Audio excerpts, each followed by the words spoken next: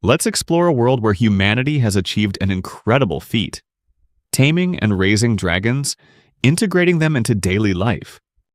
These majestic creatures, once found only in legends and fairy tales, now play an essential role in everyone's lives.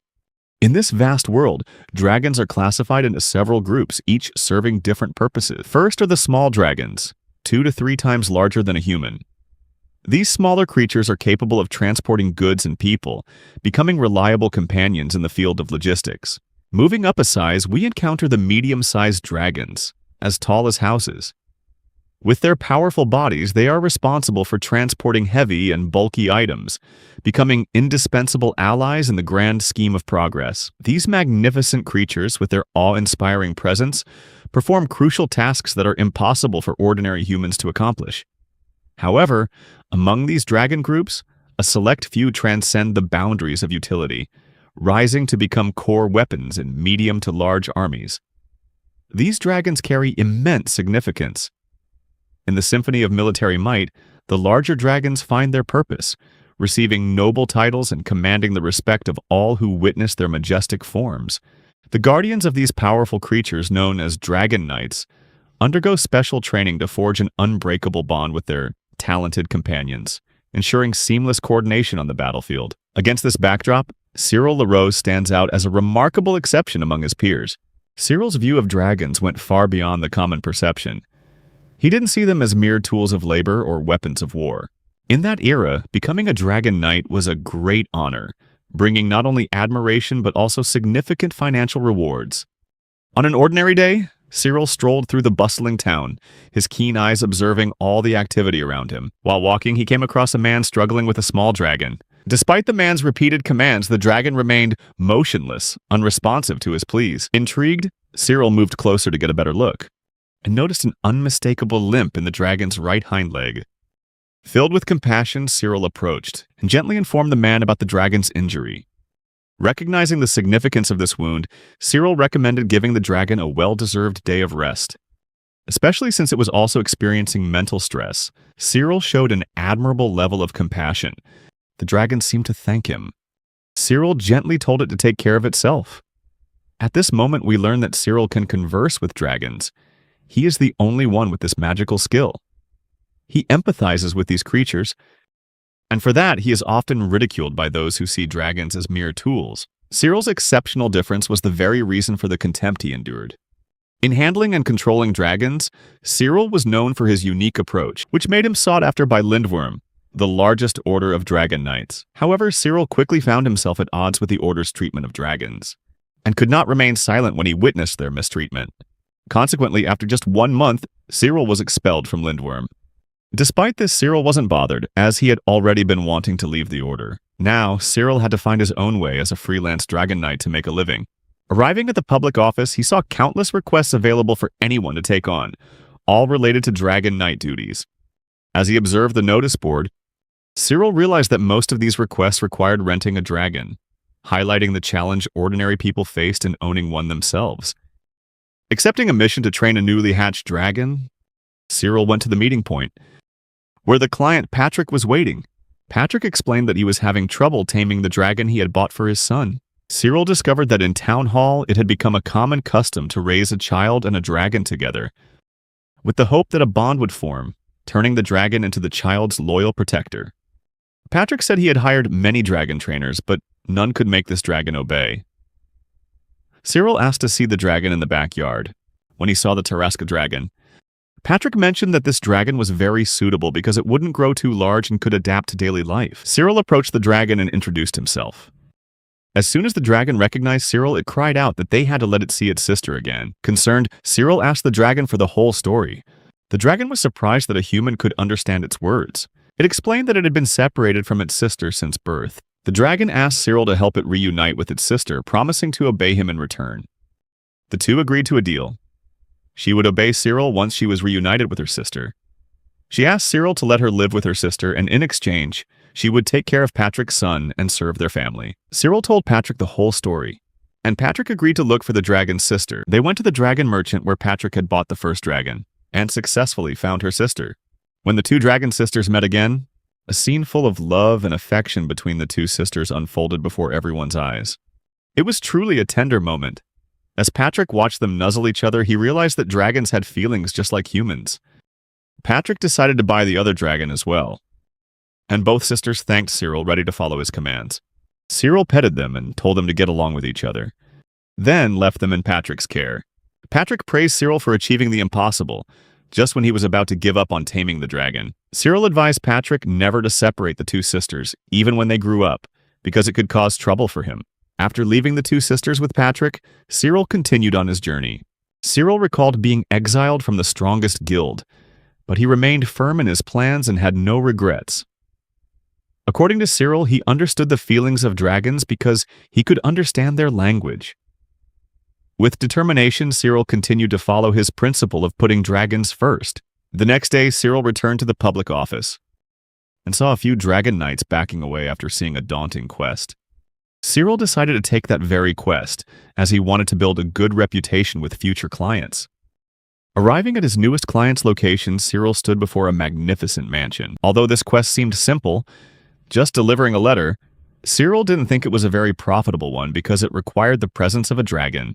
Nevertheless, with his dedication, Cyril was ready to face any obstacle. During the preparations, Cyril asked Catherine to tell him the nature of the letter, so that he could protect it carefully and ensure its successful delivery.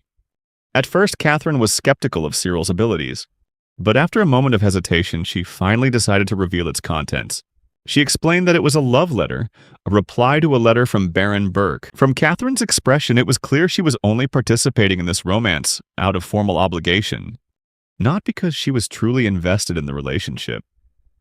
Still, she wanted the letter delivered. Catherine told Cyril the letter needed to be sent to a place called Raibod, and asked how long it would take him to complete the task. Cyril surprised her by promising to deliver the letter within a single day. Catherine seemed displeased, thinking Cyril might be making a promise he couldn't easily keep. She revealed that the others she'd hired for this job had all requested 3 days to complete it. Despite this, Catherine decided to hire Cyril and demanded proof of receipt before she would issue payment.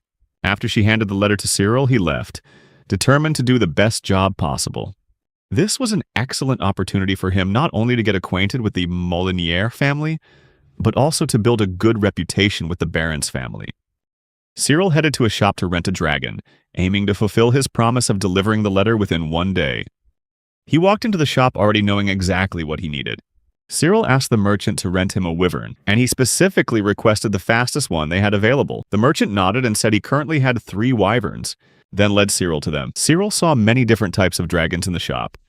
Since the merchant knew that every dragon knight has a secret way of communicating with dragons, Cyril wasn't worried about his ability to talk to them being exposed.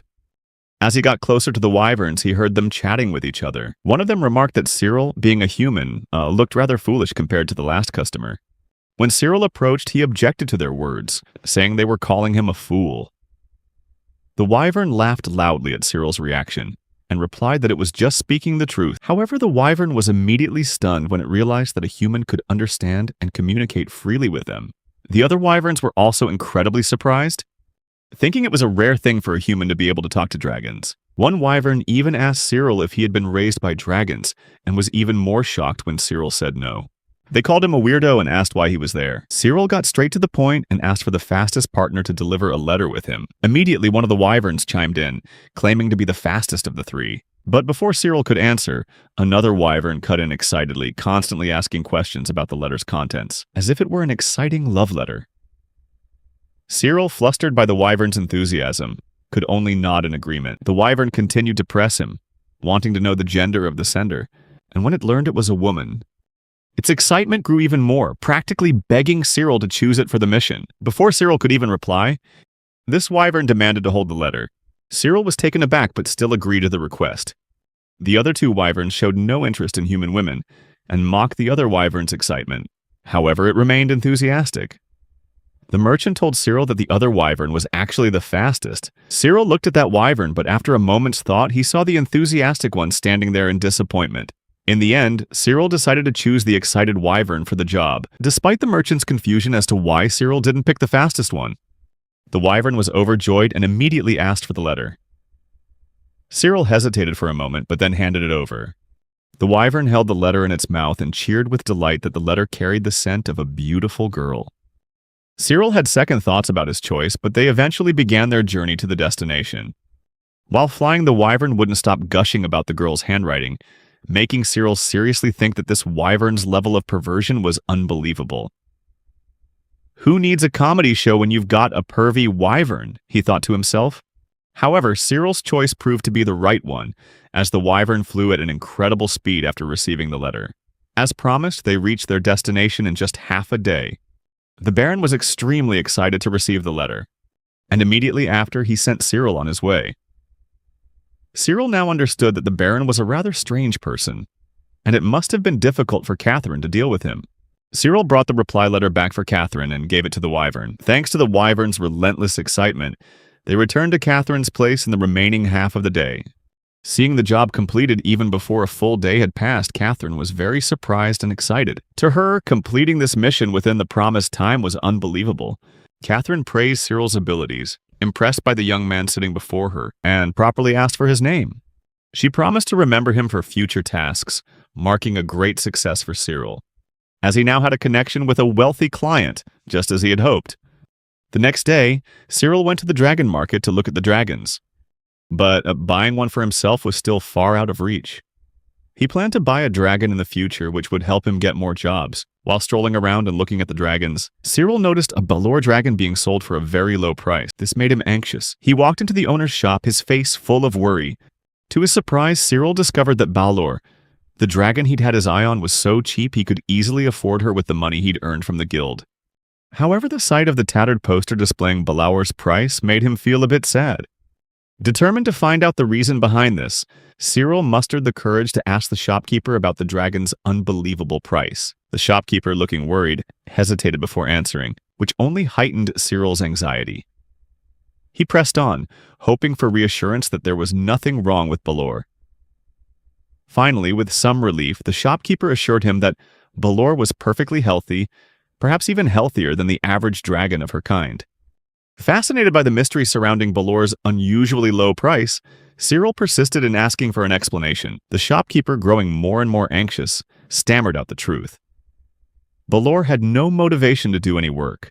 The shopkeeper sincerely warned Cyril against buying this dragon, advising that it might not be a wise choice. However, Cyril was still determined to meet Balor, and the shopkeeper reluctantly led him to where she was resting. Cyril saw Balor sleeping and recalled his knowledge of her species.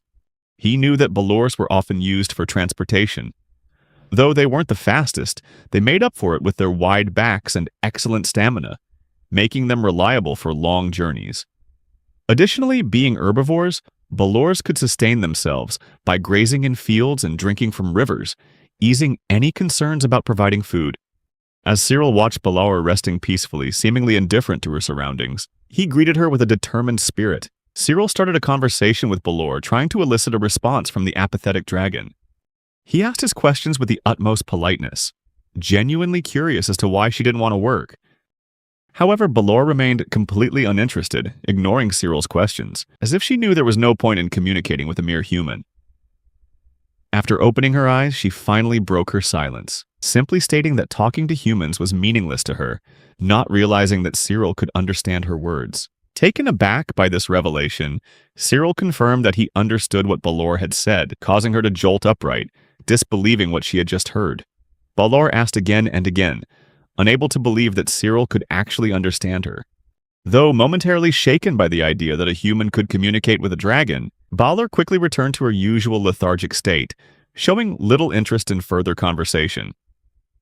Concerned that the reputation of dragons might be at stake, Cyril expressed his desire to help Balor, but only on the condition that she reveal the reason for her current state. Balor was a bit skeptical, thinking for a moment before stating apathetically that she just wanted to sleep. She explained that she needed 12 hours of sleep every day, stressing that if she didn't get enough, she wouldn't have the energy to do any work. Cyril found this sleep cycle rather strange for a dragon, as he knew that most dragons only needed about 2 hours of rest, or could even work while sleeping.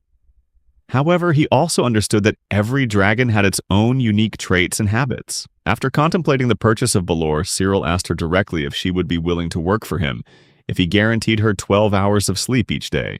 Balor doubted a human's ability to meet such a demand and showed her distrust in Cyril's promise. Cyril was accused by Balor of trying to deceive her, but he affirmed his sincerity, assuring her that if he didn't intend to own her, he wouldn't be wasting his time just to chat. Balor remained uncertain, cautiously asking if Cyril would really give her the desired sleeping time without hesitation. Cyril wholeheartedly gave a powerful reply, affirming his commitment to ensuring she got her full rest. However, he also required her to work hard after she'd had enough sleep, and Balor agreed to trust Cyril, deciding to go with him. The shopkeeper was astonished to see Cyril so confident in his choice. Despite having picked a lazy dragon like Balor, and he stipulated that the deal would be non-refundable. At that moment, Cyril spoke the historic words. Whether a dragon works or not depends entirely on the knight's ability. Although not the most promising choice, who could resist a dragon at such an attractive price? Cyril, as brave as a true dragon knight, decided to pay and take Balor home. Once they had been walking for a while, Cyril, with his kind nature, began to think of a nice name for Balor. When he told Balor he wanted to name her to make things easier, Balor found it strange since humans had always just called dragons by numbers. Cyril explained that naming her would be more appropriate since he understood her language. Cyril named Balor Luis, but she didn't seem very enthusiastic about the name, which made Cyril worry and wonder if Balor disliked it. When he asked if she liked the name, Balor replied that she did, but felt it was strange to receive a name from a human, as it wasn't a common practice. Even so, she accepted the name Louise, thinking it was nice and that she could get used to it. Afterwards, the two of them returned to Cyril's home together. When Cyril introduced Louise to his home, he was surprised that her first question was, "Where will I sleep?" Since Cyril was a kind person, he allowed Louise to choose her own sleeping spot, telling her she could sleep anywhere she wanted inside the house or in the garden.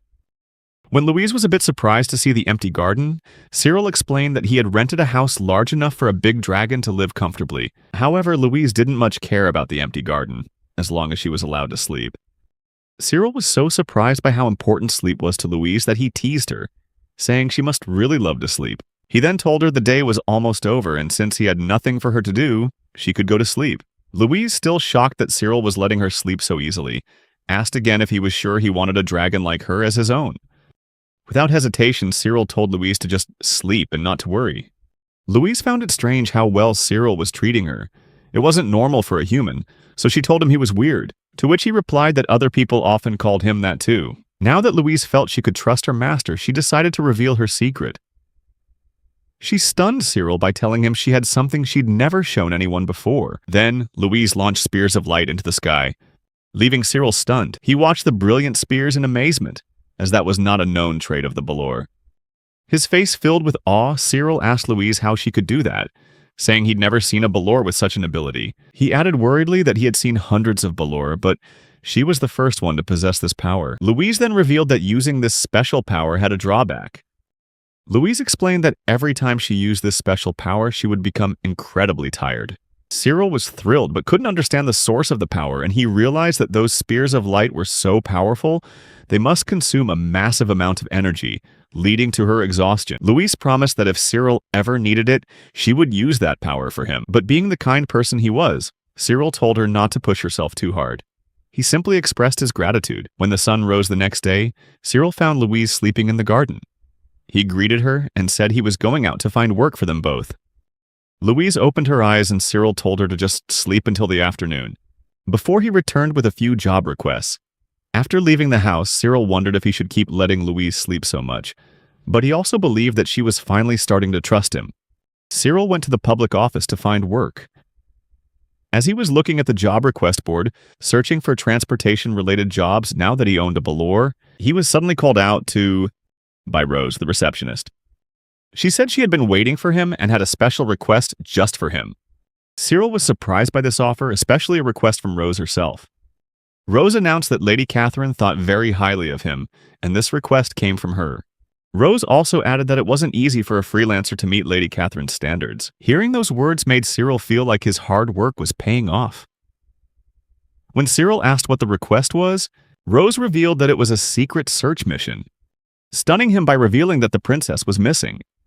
Cyril was completely blindsided and shocked by the news of the princess's disappearance. He asked Rose for more details about the incident. Although Rose tried to explain the incident in detail, even she knew very little about the situation. She only mentioned a vague location in the Himyar Mountains to the north, where the princess was last seen. Rose summarized the incident, revealing that the princess's entourage had disappeared while crossing the dangerous Himyar Mountains. When Cyril asked about the timing, he learned that the princess had only gone missing the previous night. This mission was shrouded in an atmosphere of utmost secrecy, and Rose warned Cyril that the client requested extreme discretion before proceeding with the investigation. Undeterred by the great responsibility, Cyril bravely accepted the mission, determined to uncover the truth. Together with his loyal companion Louise, they began their journey toward the Himyar Mountains. Cyril was worried about the princess's fate, fearing the worst possible outcome. Even so, Cyril was eager to dive into a top-secret rescue mission, despite having only vague information and a deep sense of dread. However, he felt greatly honored to be entrusted with such an important mission, fully aware of its significance. As they neared the mountain range, Cyril pulled a letter from his pocket, excitedly explaining to Louise that it was written by the princess herself, hoping to use Louise's extraordinary ability to track her down. At first, Louise was hesitant about her sense of smell, but confident in her superiority over humans. She agreed to give it a try. To their surprise, the moment Louise took a whiff of the letter, she quickly picked up the princess's scent nearby, astonishing Cyril with her incredible skill. Get ready to be amazed by the power of a dragon's nose, Cyril thought to himself. Louise attributed her success to the delicate fragrance from distinctive spices, which Cyril guessed was the princess's perfume. The scent was overwhelmingly strong to the keen sense of smell of a dragon like Louise. Filled with determination, Cyril instructed Louise to keep following the scent, praising her for gracefully guiding him through the treacherous mountain terrain. A task Cyril knew he couldn't have managed alone.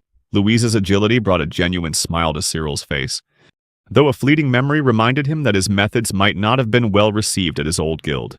Nevertheless, the two pressed on, driven by their shared goal. Suddenly, Louise stopped abruptly, capturing Cyril's full attention. She revealed that she had spotted something important below. Looking down, Cyril's eyes widened in shock at the sight of a landslide.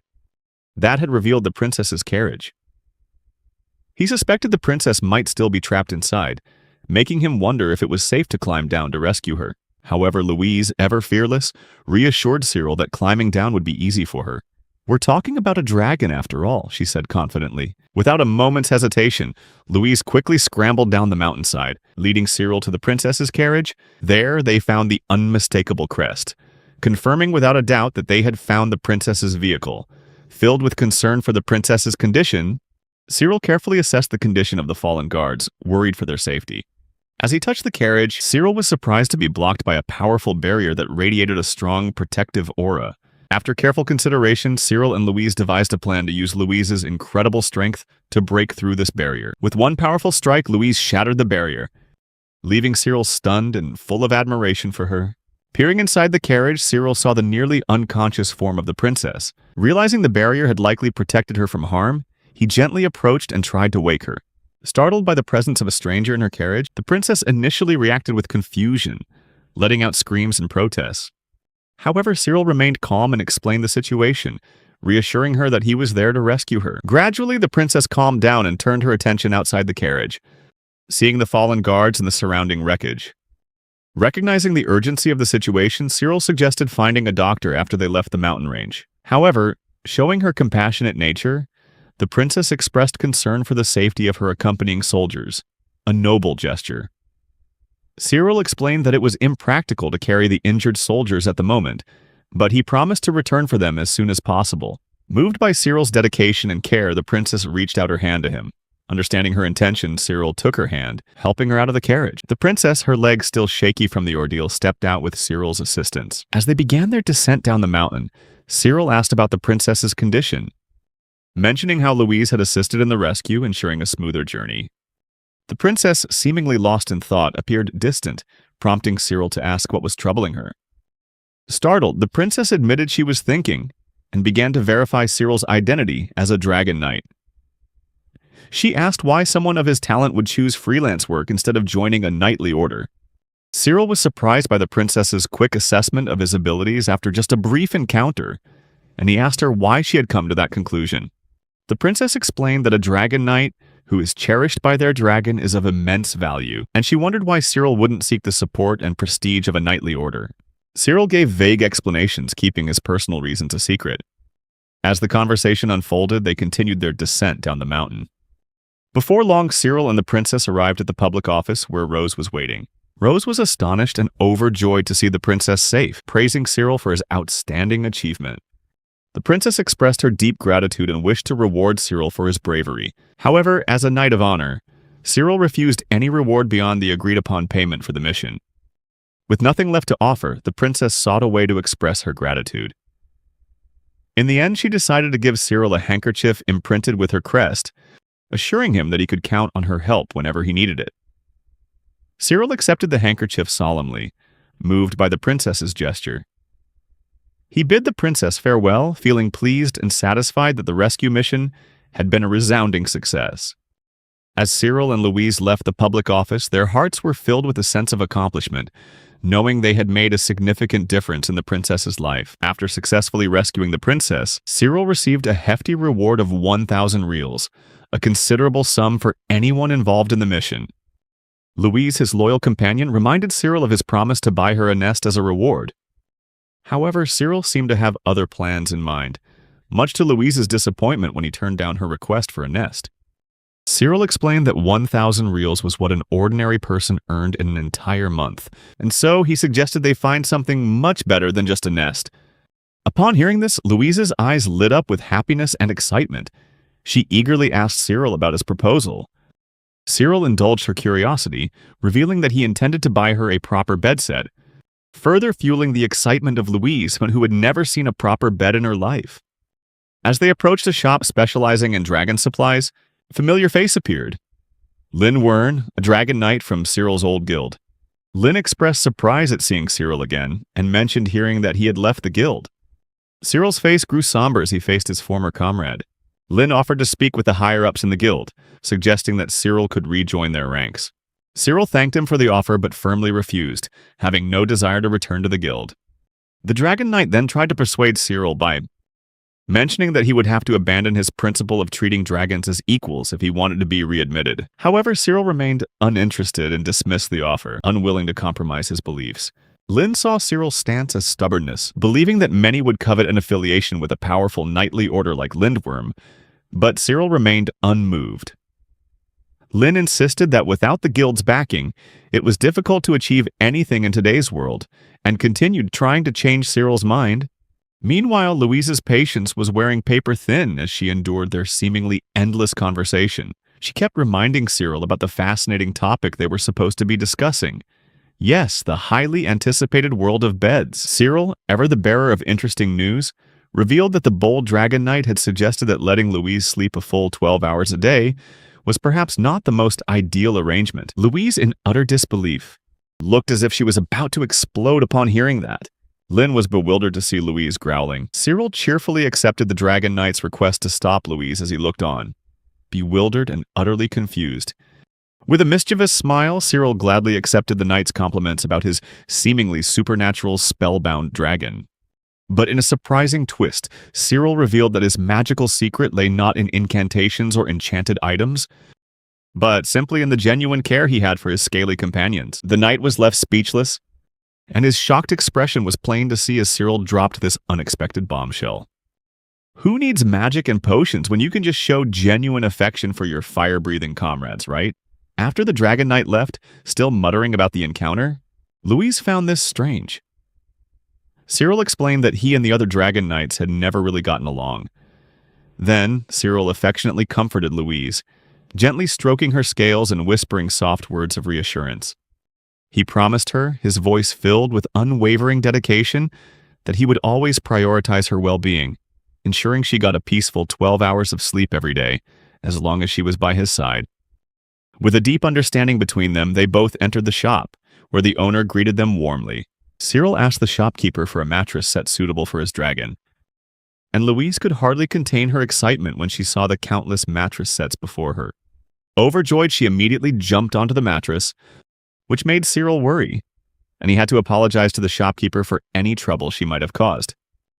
However, the shopkeeper reassured Cyril that the display mattresses were just samples for testing, and that Louise was free to enjoy herself. Louise was filled with happiness, praising the comfort and springiness of the bed, comparing it to lying on a slime. She kept gushing about how soft it was, which made Cyril ask if this was the bed she wanted to sleep on from now on. Louise excitedly agreed, believing this bed was far better than any nest she had ever dreamed of. However, Louise soon realized that the bed was quite expensive, costing 1,200 reals, making Cyril realize it was a luxury item. Worried about the cost, Louise wondered if Cyril could afford it. In response, Cyril reassured her that he wasn't concerned about the money, emphasizing that her happiness was the most important thing to him. Cyril decided to buy the mattress for Louise, and the shopkeeper praised Cyril's excellent communication skills with dragons. He remarked that he had never seen a dragon knight as successful with their dragon as Cyril was. Cyril humbly attributed his success to treating his dragons like family members. Once the bed was purchased, the two of them left the shop, filled with joy and satisfaction. Louise commented on the mattress's weight, which made Cyril worry and ask if she could handle it. As they continued on their way, Louise suddenly stopped, her heart heavy, with a pang of guilt as she realized the price of the mattress exceeded the money they had earned from the heroic princess rescue mission. Worries about being selfish began to creep into her mind. However, Cyril, ever understanding and compassionate, gently eased her worries, assuring her there was no need to be concerned. With a warm smile, he reminded Louise of his promise to reward her and stressed how proud he was of her extraordinary efforts. Cyril's words left Louise pleasantly surprised and grateful. Gratitude washed over her as she sincerely expressed her thanks to the master she deeply cherished. Their bond as master and dragon deepened with every step they took, their relationship growing ever stronger. Cyril and Louise continued to take on jobs together.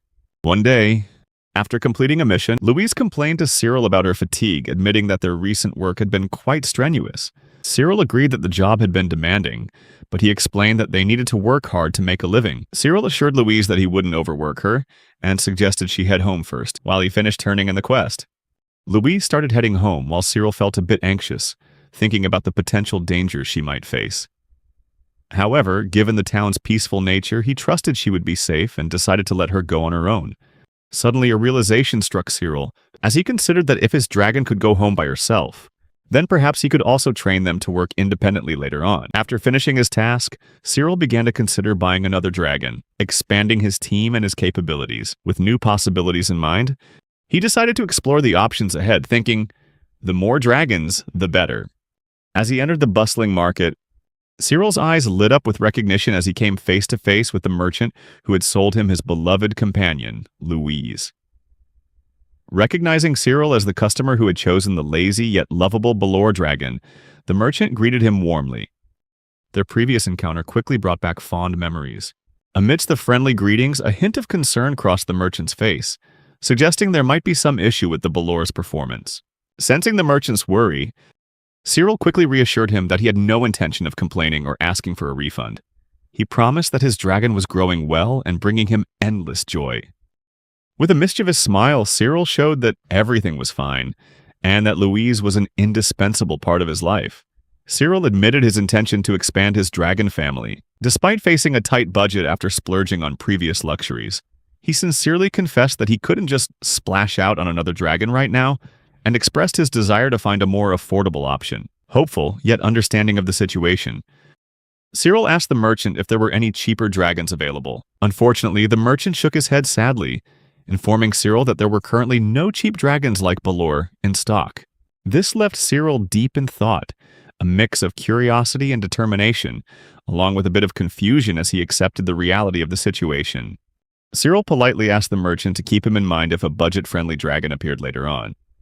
However, in the middle of their conversation, an incident occurred when Cyril accidentally dropped the exquisite handkerchief given to him by the princess. The sharp-eyed merchant quickly noticed and pointed out the handkerchief to Cyril, startling him. The royal crest on the handkerchief made the merchant realize it was the princess's mark. A wave of surprise washed over Cyril as he saw the merchant recognize the symbol. The merchant, with a nervous bead of sweat rolling down his forehead, cautiously asked about the symbol, seeking confirmation as to whether it was related to the princess. With pride and gratitude, Cyril confirmed that it was indeed the royal crest, and he recounted the story of how the handkerchief was given to him as a token of appreciation from the princess after he had helped with a dangerous mission. The merchant's attitude changed instantly. He respectfully addressed Cyril as Sir and smiled, offering to let Cyril buy a dragon on an installment plan. It seemed Cyril couldn't avoid becoming an instant celebrity. Cyril, surprised by the unexpected offer, showed disbelief but couldn't hide his excitement. The merchant gave Cyril the freedom to choose his preferred payment method. Cyril quickly realized that the merchant's change in attitude stemmed from his connection to the princess, and that the man wanted to build a good relationship with him. Ah, the wonderful power of connections. Seizing the opportunity, Cyril decided to choose the installment plan, which greatly pleased the merchant. The merchant then led Cyril to the backyard and asked about the type of dragon he was looking for. Cyril expressed his interest in a special dragon species called mushkushu, due to their unique abilities. He explained that these dragons were quite small but possessed 4 stomachs, one for digestion and the other 3 for storing items. Their bodies could expand, allowing them to carry a significant amount of food. However, in a humorous mix-up, the merchant introduced Cyril to a mushroom dragon. Despite the misunderstanding, Cyril bravely started a conversation with the mushroom dragon, introducing himself with great enthusiasm. What he didn't know was that his ability to speak the dragon language made the mushroom dragon completely unable to understand him, and it just saw him as another helpless human trying to communicate with its kind. Undeterred by this indifference, Cyril cheerfully asked if he was forbidden from talking to her. With a look of apathy, the mushroom dragon replied, stating there was no reason to talk if they couldn't understand each other. But surprisingly, one of Cyril's secrets was revealed. The mushroom dragon was stunned, its jaw nearly hitting the floor, when it heard him reply in the dragon tongue. In a doubtful tone, she asked again, trying to process whether a human could really comprehend the language of dragons. Unable to grasp the concept, she curiously asked Cyril to explain his special ability. Cyril, with a confident air, replied that he was born with an extraordinary talent for communicating with dragons, which surprised the mushroom dragon even more. As the two continued their fascinating exchange, the mushroom dragon's curiosity was gradually satisfied. Cyril didn't hesitate to express his desire to buy the mushroom dragon. The mushroom dragon, surprised by Cyril's strange behavior, couldn't help but find it amusing that he was asking for her opinion instead of simply taking her. Ah, the peculiar ways of transactions between humans and dragons. Cyril clarified his intentions, assuring her that he wanted her consent and wouldn't force her if she didn't want to come along. He emphasized that he truly wanted her to be his companion and for them to work together. Surprised by Cyril's answer, the beautiful mushroom dragon blushed and said she had no interest in him whatsoever, while also expressing her belief that all men were terrible. Then she introduced herself by her real name, Colette, and revealed that she would be happy to go with Cyril on one condition. He had to call her by her proper name. Cyril agreed to keep Colette's name and respect her condition. He asked once more if she was willing to work with him, causing Colette to blush again, acting as if she were doing him a favor by accepting Cyril as her master. Captivated by her beauty, Cyril reaffirmed his desire to make her his dragon. After completing the transaction, Cyril and Colette left the merchant. Cyril led Colette up a mountain and showed her where she would be working. He introduced a beautiful blue ore and tasked Colette with collecting ore from this mountain.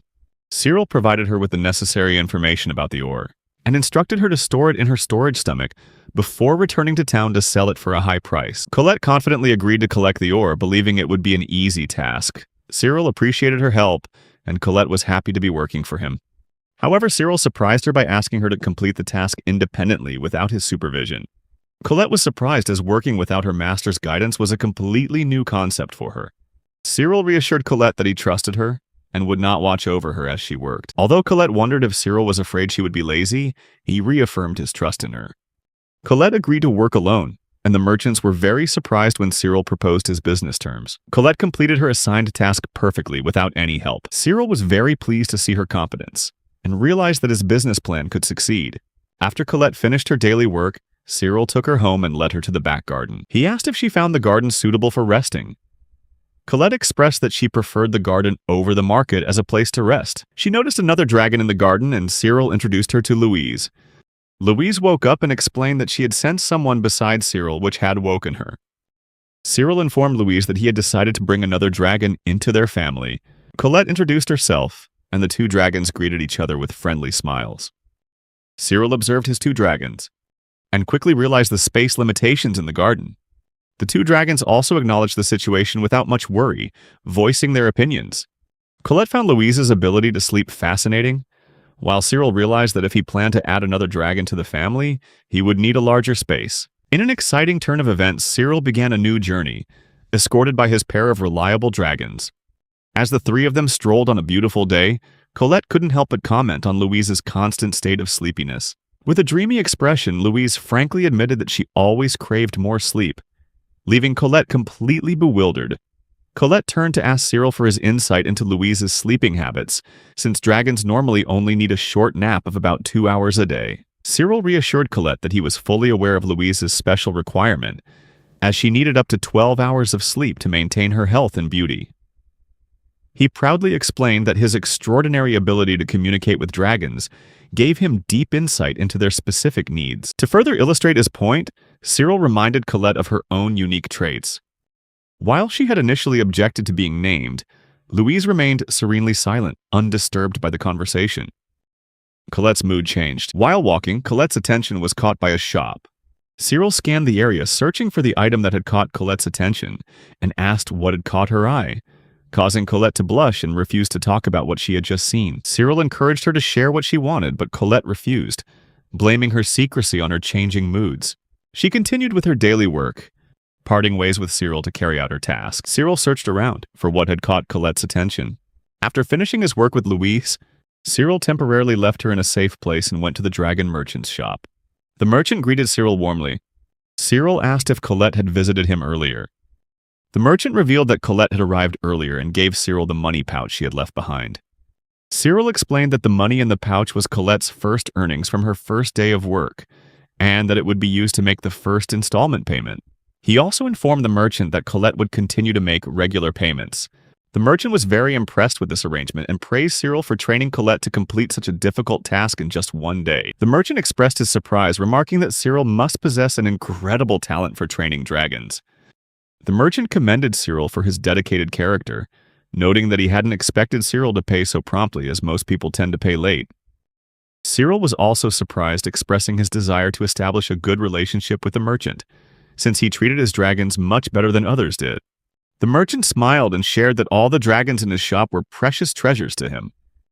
He also expressed concern about Cyril having limited space to house 2 dragons. Cyril agreed with his observation and was surprised that the merchant also recognized the spatial challenges.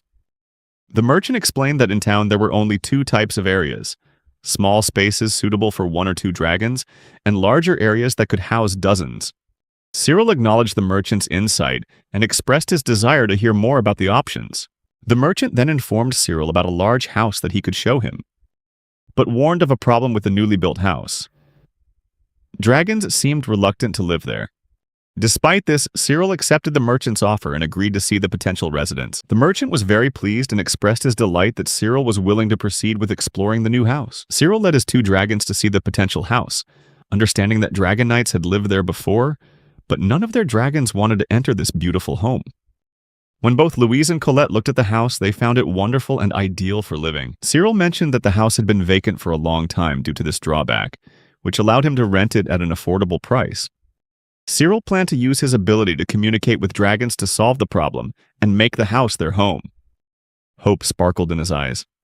Cyril eagerly led Louise and Colette to the dragon stable, eager to show them their new home. At first, both dragons' faces lit up, their tails wagging with delight. However, as soon as they stepped inside, their joy quickly turned to disappointment, and then to utter disgust. With their sensitive noses wrinkled, both Louise and Colette simultaneously showed their discomfort with the space. Cyril was stunned, his heart sinking as he listened to the dragon's complaints about the stable. He was taken aback as his 2 companions expressed their clear dissatisfaction, forcing him to rethink his initial plan. Both Louise and Colette complained about a terrible stench that permeated the space, emanating from the filthy floor and the layer of dusty soil covering everything. Their sensitive sense of smell couldn't stand this unpleasant environment, and an air of discontent seemed to weigh heavily on both dragons. They described the smell as if it came from the death of a dragon in the stable a long time ago, making the place incredibly unsettling. Cyril, unable to perceive any odor, became curious about the scent that only dragons could detect. He asked the dragons to point out the specific area where the smell was coming from, and they gestured towards the floor and the dirty soil. The 2 dragons then left the stable, unable to bear the stench any longer. Cyril asked about the nature of the smell, and they revealed it was like the scent of a murdered dragon, with its lingering remains creating the foul odor. This smell evoked a sense of fear and anxiety, making the environment unlivable. With this new understanding, Cyril planned to replace all the soil on the floor. He instructed Colette to find a replacement soil that she found more pleasant, as Louise still needed to rest. Cyril decided to dig up and remove the current soil himself. Louise, with a sad expression, apologized for not being able to help, and rested outside the stable while Cyril and Colette worked hard together to clean it. They worked tirelessly throughout the day, hoping to create a more comfortable environment for both dragons. Cyril, though exhausted but still determined, finally saw that his and the dragon's efforts had paid off. Both dragons appeared happy, no longer feeling any fear inside the stable. Colette believed their hard work had paid off. Once both dragons were satisfied with their new stable, Cyril decided to move into the new house. Louise was overjoyed as she explored the spacious and luxurious interior of the house. Cyril expressed his gratitude to both dragons for always supporting him, and he gave special thanks to Colette for her crucial role in cleaning the stable. Colette expressed her happiness at being able to help her master. To show his gratitude, Cyril gifted her a large amount of sweets, as he had noticed her longing gaze at a shop earlier. Louise was surprised to see artificial cakes made for humans, but Colette couldn't hide her excitement at the sight of countless pastries before her. Cyril explained that he had specially ordered larger cakes just for Colette. As she enjoyed the cakes, Louise teased her about her weakness for sweets. Colette, trying to stay composed, denied being overly fond of them, even though the excitement was written all over her face. While Colette tried to maintain her composure, her tail betrayed her excitement as she devoured the cakes, making the excuse that she just wanted to prevent them from going to waste, since her master had spent so much money on them. The next day, Cyril went to the public office to submit his patrol report. Rose praised Cyril for successfully acquiring and training 2 dragons in such a short time, acknowledging his impressive ability to manage his work requirements. Cyril began to think about getting recognition for his achievements. Rose then switched to another topic, asking if Cyril had ever considered starting his own guild. She believed that someone as talented as Cyril shouldn't waste his potential on menial jobs. Cyril maintained a serious expression and replied that he intended to remain a freelancer and had no plans to join any guild. Rose understood Cyril's decision and moved on to discuss another matter. She asked if Cyril had thought about establishing his own guild. She began to explain the regulations for opening a guild. Rose clarified that guilds are recognized by the national government and fall under the category of Dragon Knight associations. Rose emphasized the importance of Dragon Knights and dragons to the government, which is why they receive various privileges. Cyril was curious about these privileges, and Rose explained the tax benefits available to Dragon Knights and their dragons. Cyril was surprised to learn this new information, as he had been completely unaware of this tax advantage before. Rose went on to mention that as a guild's capabilities increase, so too will the abilities of the dragons within it. Cyril's face showed shock and disbelief upon hearing this information. He became excited and eager to start this new adventure, but also felt overwhelmed by the vast possibilities of opening his own guild. With his curiosity growing, Cyril turned to Rose, his trusted ally, to seek guidance on this complex process. With her wealth of experience and knowledge, Rose would be the one to support Cyril on his journey to open a guild and explore future growth possibilities. Rose began to reveal the secrets of establishing a guild. As Rose explained the prerequisites, Cyril realized that having a patron was crucial for founding a guild. To his delight, Rose generously offered to be his patron and support him, a gesture that filled his heart with gratitude. Embracing this opportunity with open arms, Cyril accepted her offer, knowing he couldn't find a more trustworthy companion. However, amidst the excitement, Cyril discovered he had to face a major financial hurdle, a massive deposit of 10,000 reals, a figure that left him stunned. This seemed too great for him to handle, forcing Cyril to consider how to overcome this challenge on his guild-founding journey. Cyril felt a flicker of anxiety, but quickly regained his composure and gave a mischievous smile, revealing his clever solution.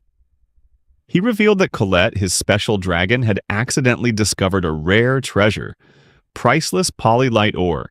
By selling this precious ore, Cyril had obtained the exact amount needed, showcasing the extraordinary resourcefulness and talent of his beloved dragon. With the worry about the deposit resolved, the flame of enthusiasm in Cyril burned brightly once more. Rose guided him through the application process. handing him a promising application form. Cyril's eyes lit up as he imagined his guild taking shape, with a brave team and diverse dragons. Pen in hand, he began to fill out the form, eagerly writing his dream into existence on every line. In this moment, Cyril realized his journey had only just begun. Though the challenges ahead might be great, with Rose's support, his funds secured, and his own unwavering determination, Cyril was ready to build a guild that would leave an indelible mark on the world. Next, Rose asked Cyril to come up with a name for his guild. Without much hesitation, Cyril quickly chose the name Dragons First, as he believed it truly reflected the spirit of his new guild. Putting dragons first. Hot off the press, Cyril's guild is officially a go. Get ready, because it's all going to be Cyril's rules, and as you might have guessed, the top priority is always the dragons. Who would have seen that coming? Rose signed the form as Cyril's sponsor. As soon as she finished signing, a small fairy suddenly appeared from the form. Cyril found this strange, but Rose reassured him that he should keep the fairy with him, as she would accompany him and her purpose would become clear over time. Afterward, Rose handed Cyril a box containing necklaces and anklets. Tools for measuring a dragon's energy. She explained that these tools were very effective and would grow stronger as the guild's level increased. Cyril, with his new tools and allies, felt excited and ready to face whatever came next. Cyril hesitated, mentioning that he had seen dragons at the Lindworm Guild wearing similar tools and expressing his discomfort at the thought of making his own dragons wear them. Rose quickly resolved this by suggesting Cyril visit the dragon tool shop, where he could find other accessories instead of necklaces. When he got home, Cyril excitedly announced to the dragons that he planned to splurge on some stylish accessories for them. He mentioned the dragon tool shop, where they could find gorgeous earrings and ribbons, and he eagerly asked them what kind of jewelry they wanted.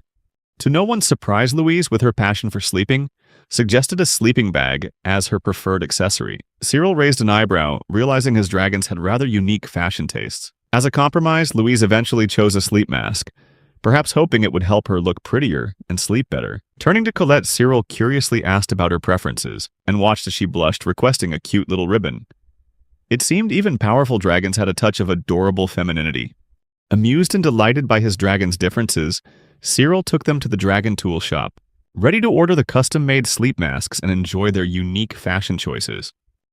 Before the long-awaited accessories arrived, Cyril couldn't stop thinking about how charming his dragons would look in their favorite items.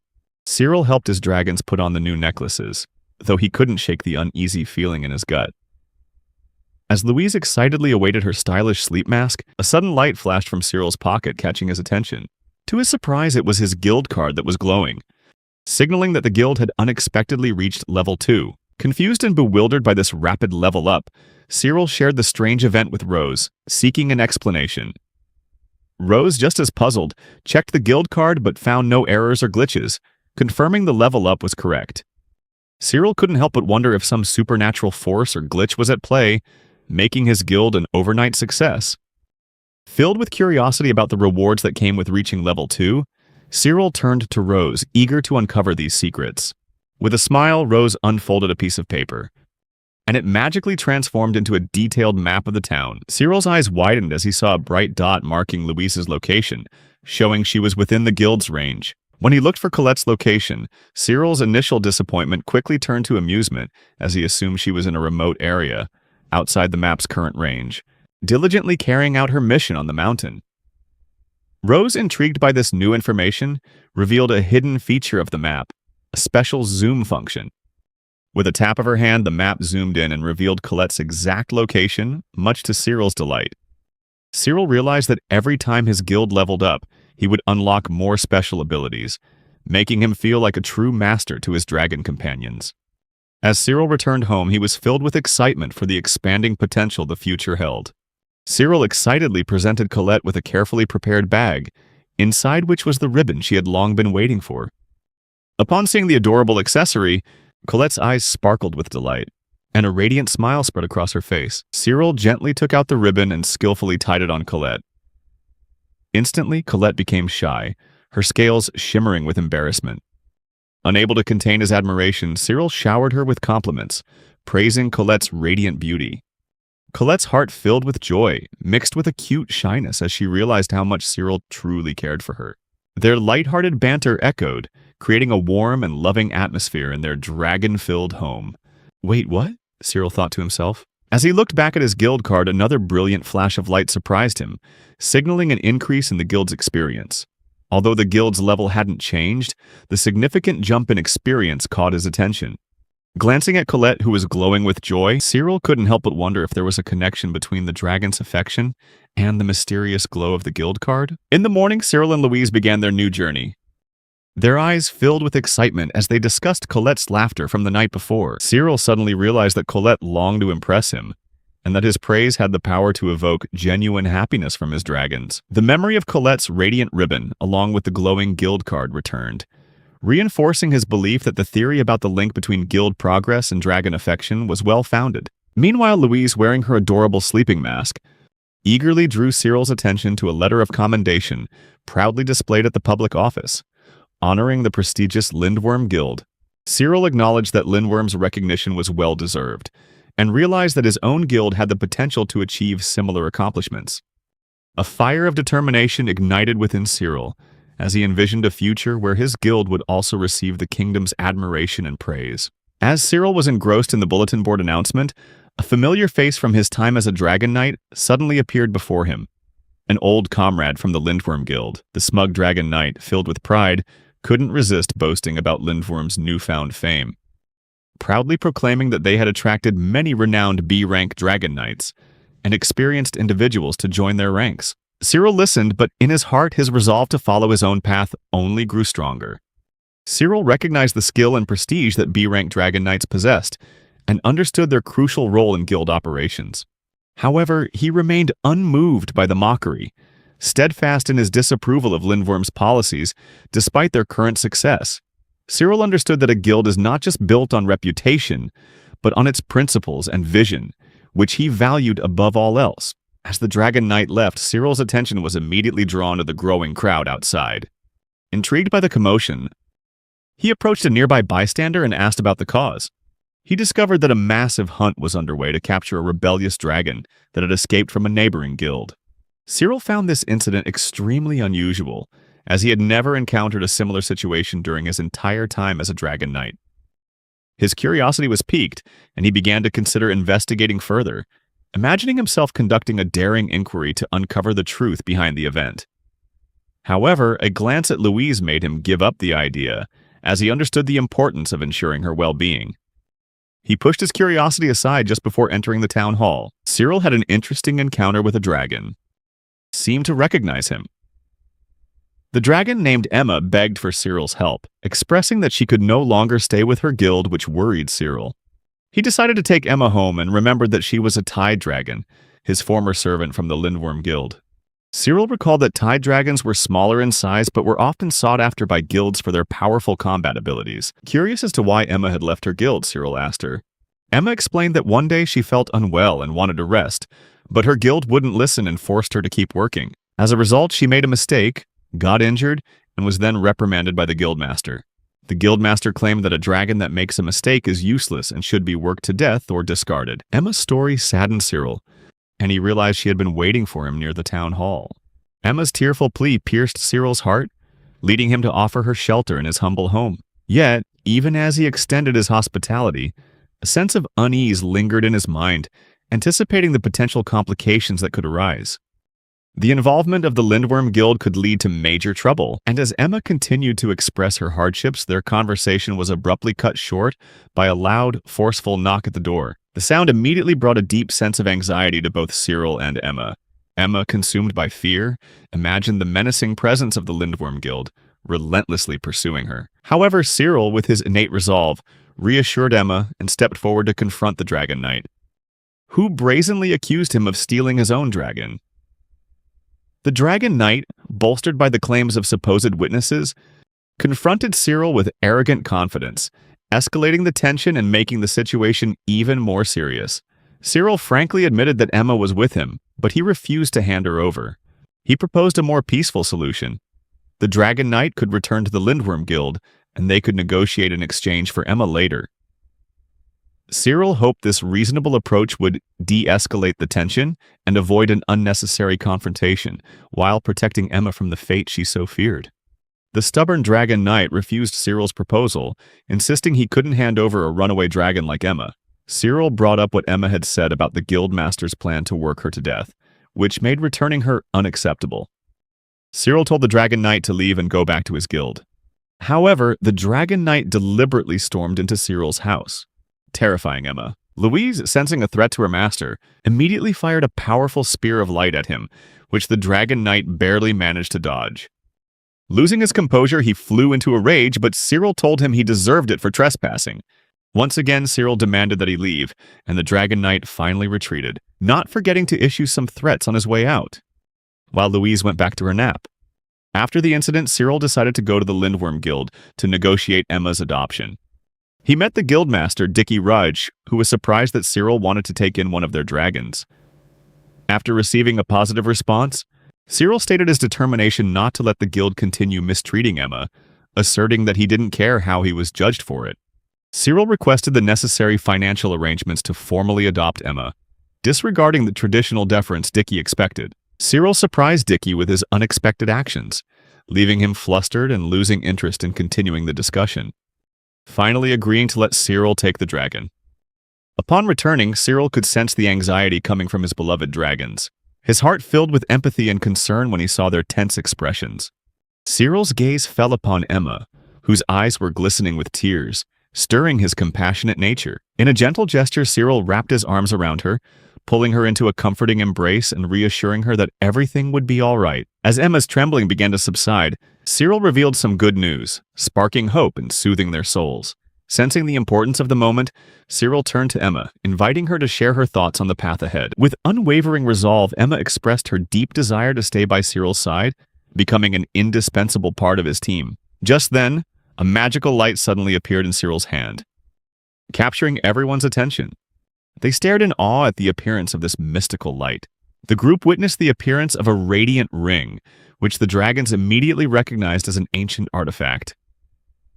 They said its power is never used in vain. Startled by the sudden appearance of the mysterious ring in his hand, Cyril's eyes widened in astonishment, his mind echoing with a mix of curiosity and excitement.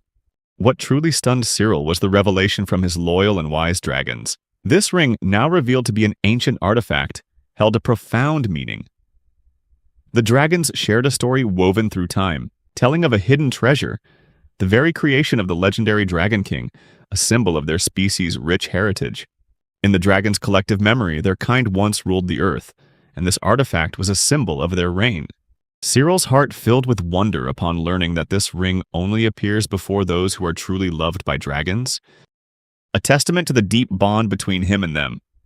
Although Emma, Louise, and Colette didn't remember ever seeing the artifact before, their instincts confirmed its authenticity, echoing the mystique it radiated. Deciding to entrust the artifact to his dragons, Cyril tried to give the ring to Colette, but she refused to store it in her stomach, leaving him no choice but to wear it on his own hand. Cyril wondered if wearing the ring would grant him any special abilities. And as he observed his dragons, he noticed 2 status bars appearing above each of their heads. Filled with concern, Cyril's gaze rested on Colette with deep worry. He sensed a subtle change in her demeanor, and decided to gently ask about her well-being, probing to see if she was feeling unwell. Colette, taken aback by Cyril's attention, paused for a moment to process the unexpected question.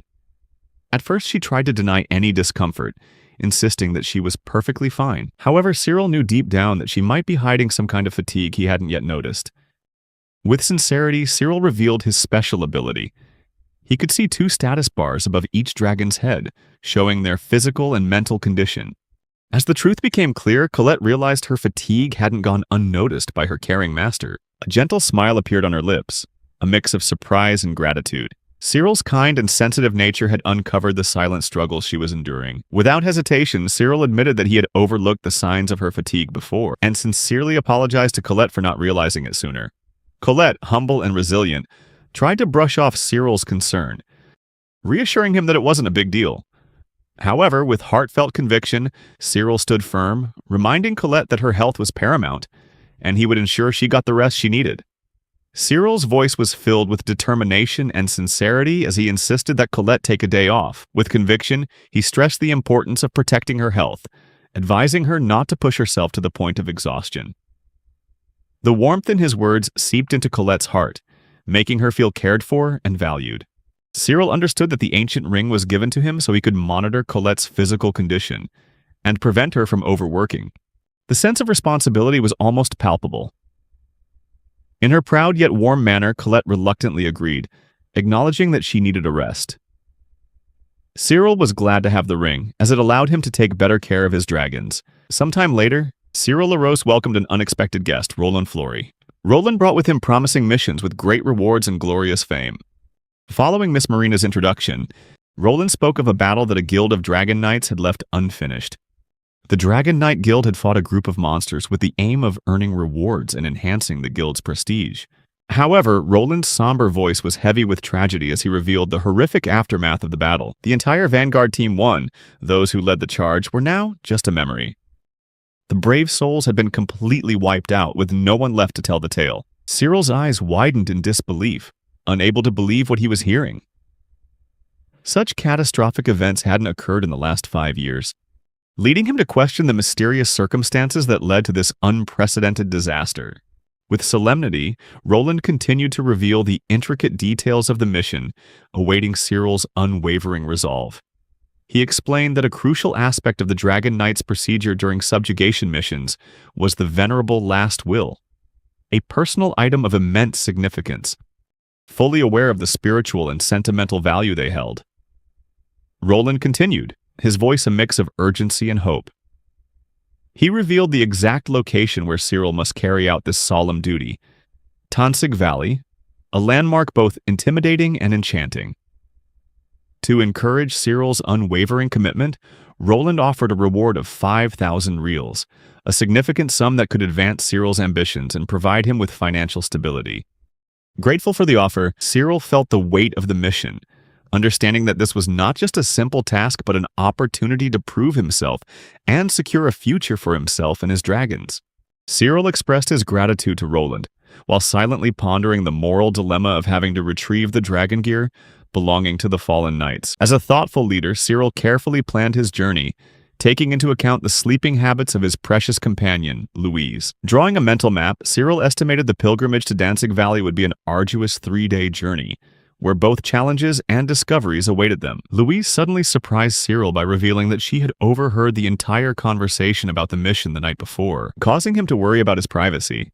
As Cyril set off with his 3 dragons, he explained to them the treasure they would be recovering, which involved finding equipment from the battlefield and then selling it for money.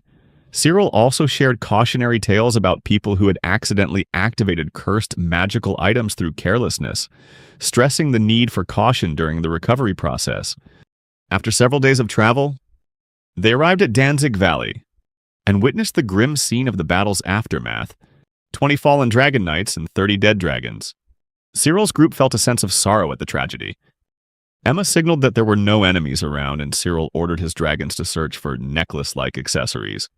Colette was clearly unhappy with this task and seemed depressed. Cyril noticed her sadness and considered how to help her overcome those feelings while still completing the mission. Cyril offered Colette a day off, but she insisted on continuing to work. Despite successfully collecting all the necklaces, Colette's tension was palpable and she wanted to leave the place as soon as possible.